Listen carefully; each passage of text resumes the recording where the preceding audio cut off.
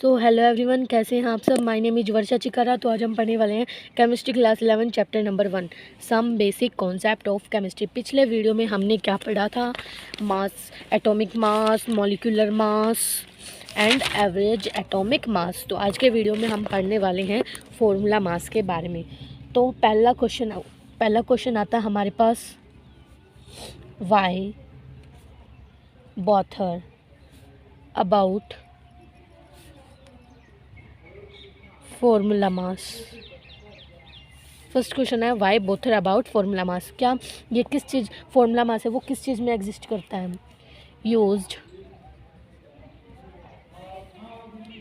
Used for substances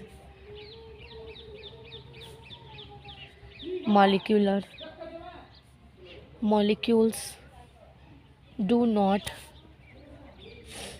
exist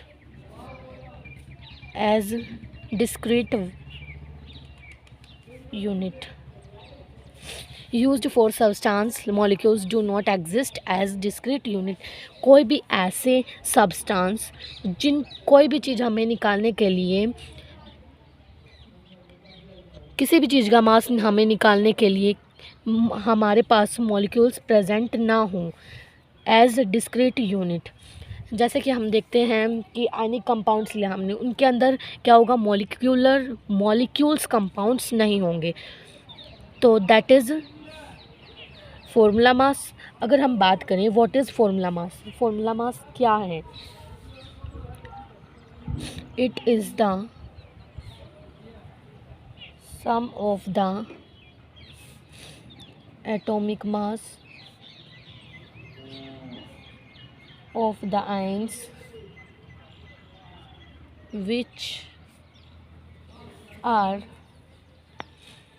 the present formula unit of ions compounds। क्या होगा? It is the sum of the atomic mass of the ions which are the present formula unit of ions compounds, that is formula mass। अगर हम बात करें formula mass of NaCl की, कि हम formula mass of NaCl कैसे solve करेंगे, formula mass of NaCl की।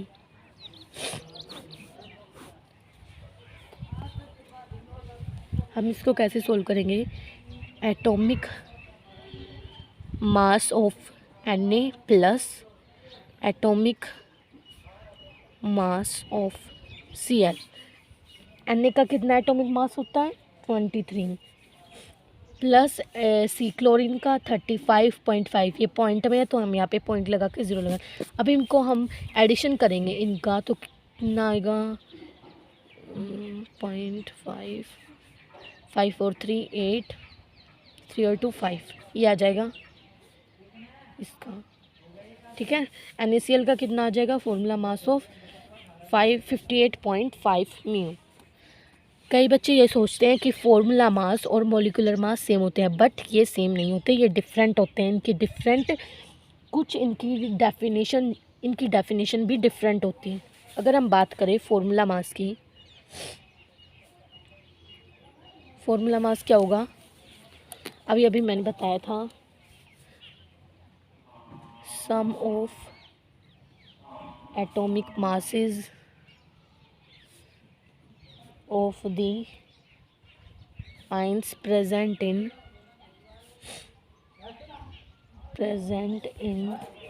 the formula unit of an ionic compounds। हम मॉलिक्यूलर फॉर्मूला पढ़ चुके हैं, फिर भी हम इसकी डेफिनेशन लेके चलते हैं। मॉलिक्यूलर मास, अगर हम इसकी बात करें तो इसमें क्या होगा? Sum of the atomic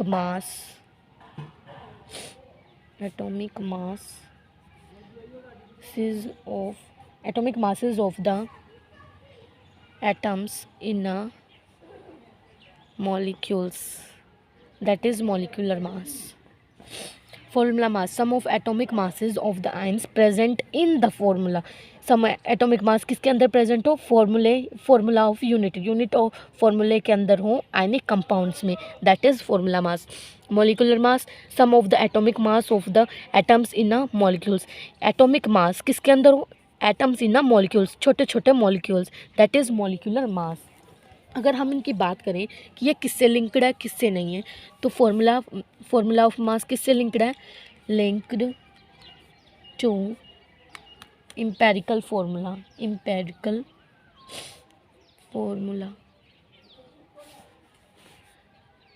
link. और मॉलिक्यूलर मास किससे लिंक्ड है, linked to molecular formula. Formula mass किससे लिंक्ड है, एम्पिरिकल फॉर्मूला. और मॉलिक्यूलर मास किससे लिंक्ड है, molecular formula. Molecular mass link to molecular formula.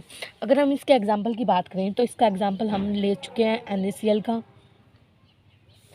अगर हम इसके एग्जांपल की बात करें तो इसका एग्जांपल होगा ग्लूकोज C6H12O6. इसके अंदर ये बताता है कि कार्बन के अंदर कितने एटम्स हैं, कार्बन हमारे इस मॉलिक्यूल्स के अंदर कितने हैं, हाइड्रोजन कितने हैं, ऑक्सीजन कितने हैं, दैट इज़ मॉलिक्यूलर मास. अगर मैं बात करूं कि ग्लूकोज का एम्पिरिकल फार्मूला क्या होगा, तो ग्लूकोज का एम्पिरिकल फार्मूला क्या होगा, CH2O. ग्लूकोज का एम्पिरिकल फार्मूला, दैट्स क्लियर बच्चों. हम आगे चलते हैं. अगर मैं पूछूं कि 1 ग्राम सॉल्ट में कितने नंबर ऑफ मॉलिक्यूल्स होंगे, कितने नंबर ऑफ मॉलिक्यूल्स, 1 ग्राम तो भाई थोड़ा सा है, उसके अंदर कितने मॉलिक्यूल्स सब बहुत छोटे छोटे होते हैं, बहुत सारे मॉलिक्यूल्स होंगे. अगर मैं पूछूं कि 1 मोल में कितने नंबर ऑफ मोल्स होंगे, 1 मोल में कितने नंबर ऑफ मोल्स होंगे, इसके अंदर होंगे 6.022 इंटू 10⁻23. अब मैं क्या ये पूछूं कि ये कहाँ से आई, ये वैल्यू कहाँ से आई, क्या ये आसमान से टपक गई, नहीं. ये कुछ खोज की वजह से इस वैल्यू का पता लगाया. किसने पता लगाया, साइंटिस्टों ने पता लगाया. अब मैं कहूँ 1 मोल, क्या पता लगा, 1 mole is the amount of a substance that contains as many discrete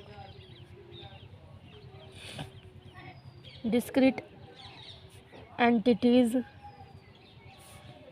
as there are atoms in exactly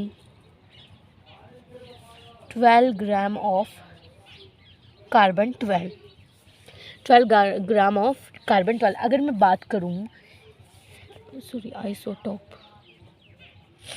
अगर मैं बात करूं कि नंबर ऑफ एटम्स क्या होंगे इसके, 12 ग्राम ऑफ कार्बन 12 के नंबर ऑफ एटम्स कितने होंगे, क्या होंगे, हम फाइंड करते हैं ये.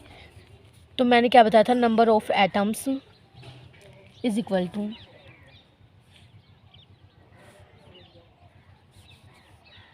Number of protons plus number of neutrons. तो मैं फाइंड करूँगी mass of 1 carbon 12 atoms is equal to 6 mass of proton plus 6 mass of neutron. 12 ये कितना आ जाएगा, 12 into mass of proton, 12 into mass of proton की वैल्यू क्या आएगी, 1.66 इंटू 10⁻⁻24 ग्राम. अगर मैं पूछूं कि ये चीज़ है, ये मैंने क्या निकाली है, ये मैंने निकाली है 1 कार्बन 12 एटम्स. क्या निकाली है, 1 कार्बन 12 एटम्स. अगर मैं पूछूं कि 12 कार्बन एटम्स कितना होगा, 1 कार्बन 12 एटम्स तो इतना है. अब हमें क्या फाइंड करना है, 12 कार्बन एटम्स. तो ये क्या हो जाएगा, 1/12 इंटू 1.66 इंटू 10⁻⁻24 ग्राम इंटू 12 निकालने हमने कार्बन ऑफ एटम्स, तो 12 से 12 कैंसिल, क्या बच गया हमारे पास 1/1.66 इंटू 10⁻⁻24 ग्राम। अब हम इसको इन्वर्स कर देंगे, मतलब इसको पलट देंगे, उल्टा कर देंगे, तो ये क्या होगा -1.66 इंटू 10⁻23। ये क्या निकल गया हमारा carbon 12 atoms is equal to 1.66 into 10⁻23। तो ये इस चीज़ ये फाइंड करता है कि 1 mole is equal to 6.00022 into 10⁻23। तो आज का हमारा लेक्चर यहीं तक। अगर आपको मेरी वीडियो अच्छी लगी हो तो लाइक करें, शेयर करें एंड सब्सक्राइब करें। साथ में मेरे बेल आइकन के नोटिफिकेशन को ज़रूर प्रेस करें। Thanks for watching this my video.